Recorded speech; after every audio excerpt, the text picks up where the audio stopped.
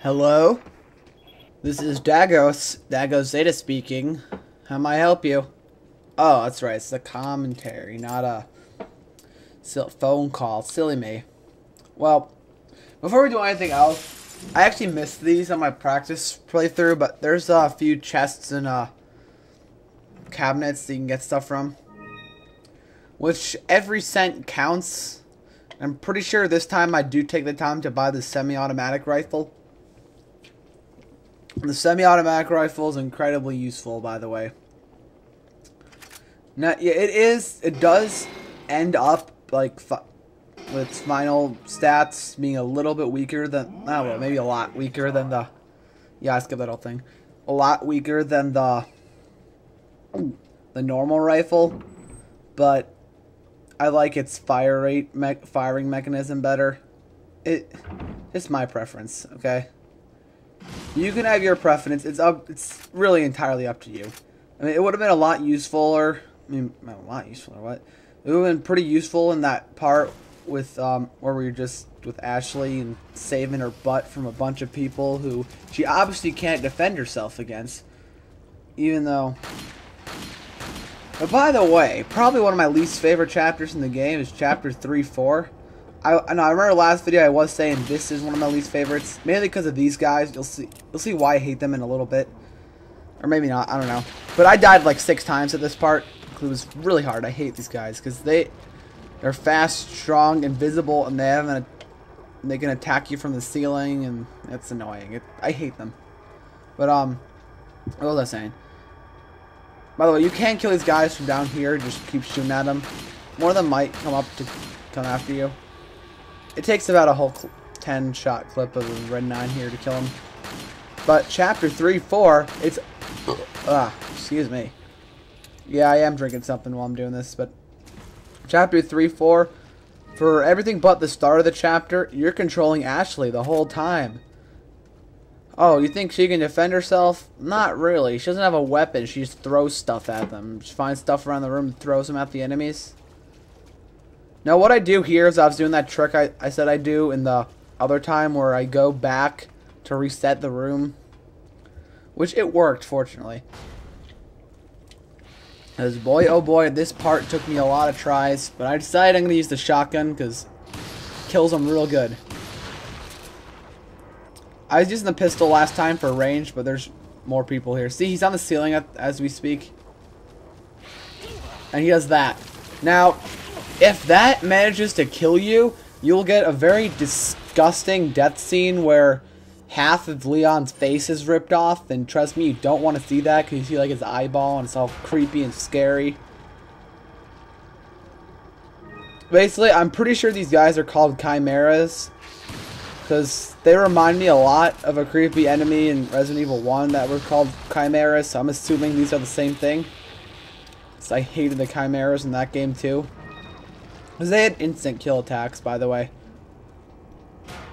You know, I've noticed a lot throughout this walkthrough. I have mentioned the first Resident Evil a lot.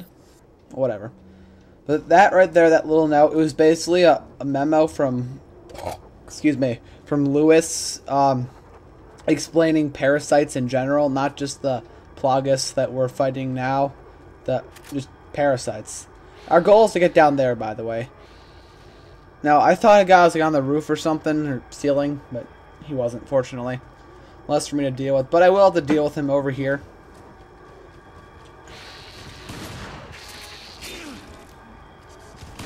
But this guy's gonna drop a red, probably gonna drop. These guys usually drop eyes, like that. If you remember, I picked up a red eye, a blue eye, a green eye. But basically, I'll show you what we need them for in a second. Like, in a minute, we can just sell them. Yeah, it's a blue eye. I think it's depending on what color their eye is. I think it changes. I don't know, but, in here, there's an item we're looking for.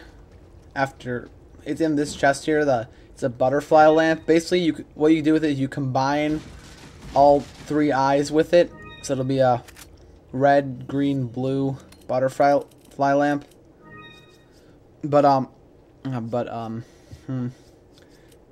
Normally, alone it sells for, I think, 8,000.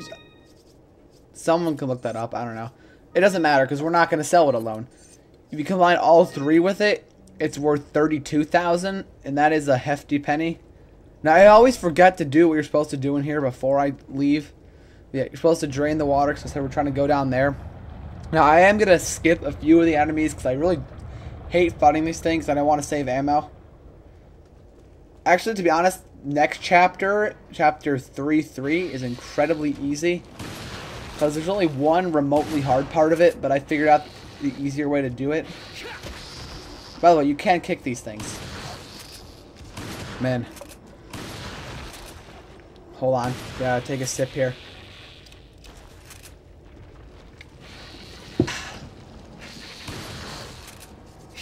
Now, I probably should have, like, put in one of my death clips in here just to show you how they kill you. They can also slice your head off because they hack and slash at you. Now, I think the red eyes are worth the least. The green eyes are worth in the middle, and the blue eyes are worth the most, I believe. So I'm going to sell all the leftover eyes I have. There is still a guy in here, but what I like to do when I get to this part, one is hopefully not die, but I usually just kind of camp here on the other side of this door and just wait for them to get through. They are smart enough to open the door themselves, and I can do that. Getting stuck over here so they don't have their friends bothering me too at the same time. And just brutally point blank smash them with the shotgun. Oh boy, another red eye.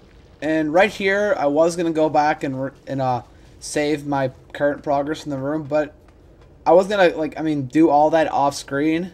But I did find something I never really found before, but it's not important. But I figure I'd show you where it is. I think this is probably where we heard when you first came in here. You heard that running noise. It was probably in here. This is probably where they all came from. So there's a big hole in the wall. Yeah, there's their acid spit attack. The easiest way to find them when they're doing that is to look at their eye color. That one's dead. Now all you really get out of here is a few pesetas, I think they're called. I'm still not sure what the currency is actually called, but oh yeah, some minor news that I might mention. It's not really going to affect you at all, but I just thought I'd talk about it anyway. The thing I've been using to record, I have it for my walkthroughs on my other channel. So for those I like to commentate during the gameplay, but that way all my deaths are still in there. But either way, basically what I did, I have it connected to my camera where I record this from. Yeah, my camera's pretty awesome if they can make high quality capturing like this, right? Yeah. Figure I'd leave them alone now. But yeah, I am just using a camcorder to record this. Those of you who don't know.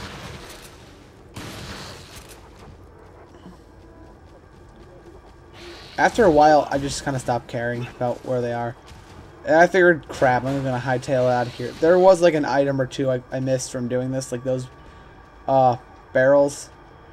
But I really don't care. I don't want to deal with these guys, and I hate dealing with them. This room, you can actually hear what's going on here from other rooms. It's like a bunch of swinging death pendulums that... they're not nice to you, honestly. There is something over there. And it's pretty funny when you die to one of these, because you get sent flying into the wall violently.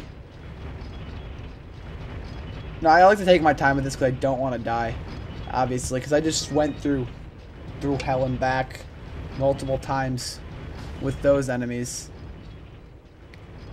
Oh well. All's well that ends stupid. I'm almost positive I heard that from some stupid TV show once. Oh well. Well, we're out of time now. See, the way I did it as soon as we left the door? That's awesome, isn't it? Yeah, I know. Okay. See you guys. This has been Dagos, and I really hope my fan isn't making an annoying noise in the background. Whatever. See ya.